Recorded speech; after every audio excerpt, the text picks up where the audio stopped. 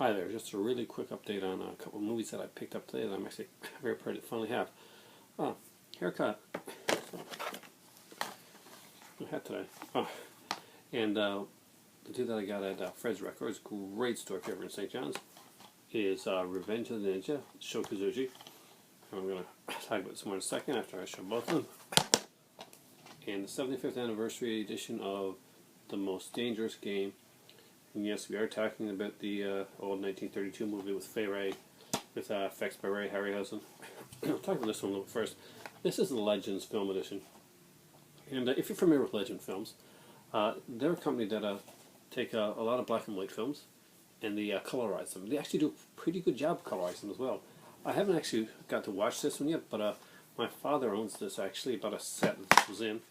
And he said that this was a really good colorization, so take his word on that one. There's some features on it. There was a Criterion version of this done, but which I may get down the road. But I wanted to get some Legend in my collection, and I'm a really big fan of this movie. This was done, I think, after King Kong, because a lot of the sets are very reminiscent of King Kong. I think they were shot on where King Kong was. A lot of this was shot where King Kong was made. Of course, this one here is Joe McCrea, Fay Wray.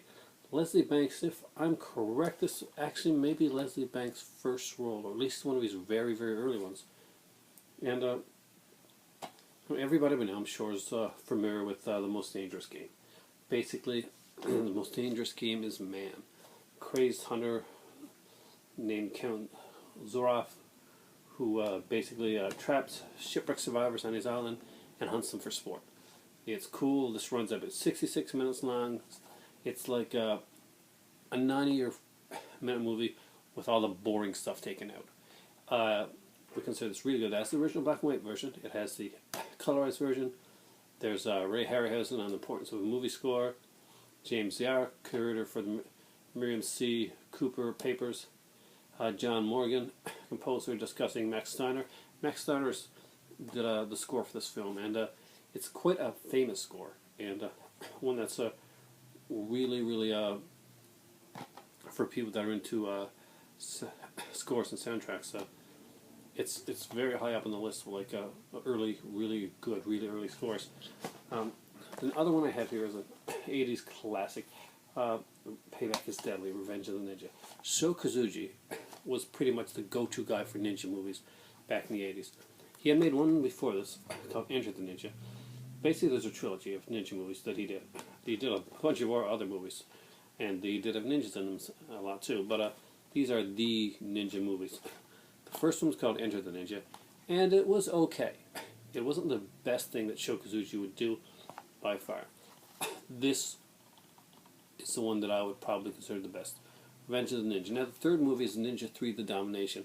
Sho Kosugi isn't that one, but that focuses more on a female character that gets possessed. When I get that one from Scream Factory, which I'm hoping to do soon, I'll talk about that one a little bit more. But this one here, this is the MGM version. If you can find this MGM version right here, yeah, it runs about an hour and a half long, and it's made in '83, and this is actually the fully uncut version. Don't worry about the standard edition. It's not a pan and scan or anything like that. You do see the whole screen, so it's probably mad at her, but it's extremely well done. I mean, like, the acting is cheesy as hell in it, but you get to see a young Kane Kosugi working with his dad in this one, and this is pretty violent. This is pretty bloody. Not much swearing or cursing in this one here. Not much nudity in this one here, but the blood spurts and the hands are sliced, and a kid gets a ninja star in the head. It's really cool. It's a fun movie. Some people may not like that their young kids watch this, but if you're a teenage boy, I think you can watch Revenge of the Ninja. It's not too... nothing there is going to be like there's blood, but it's nothing that's going to be like scarring for life. It is a really cool, fun movie, and especially for somebody, for me, looking back now and when I watch these and appreciate the cheesiness of them, and the way they were done, and the fact that we had blood and guts back then and gore in movies that were just fun and were harmless. Yes, I consider this one fairly harmless, pretty cheesy. And, kids that come across this now, and they see the ninja and the cool stuff, it's fun. It's just Golan Globus production. and it's nothing that's going to make someone go out and go, I killed my friend with the ninja throwing star or anything like that. But yeah, it's a great movie. I highly recommend any Sho Kosugi movies. Revenge of the Ninja, though, is probably the highest on my list. If you get it, you're probably going to want to go out and get Enter the Ninja and Ninja 3 Domination, which is coming out on Blu-ray from Scream Factory. If it's not already up by now, I'd check that one out. Both of those movies are great. I highly recommend them for anybody's collection. And again, it's Revenge of the Ninja, 1983, and The Most Dangerous Game, Ray Harryhausen classic, 1932, with Fay Wray right after King Kong. And right now, it's time for tea. Thanks a lot.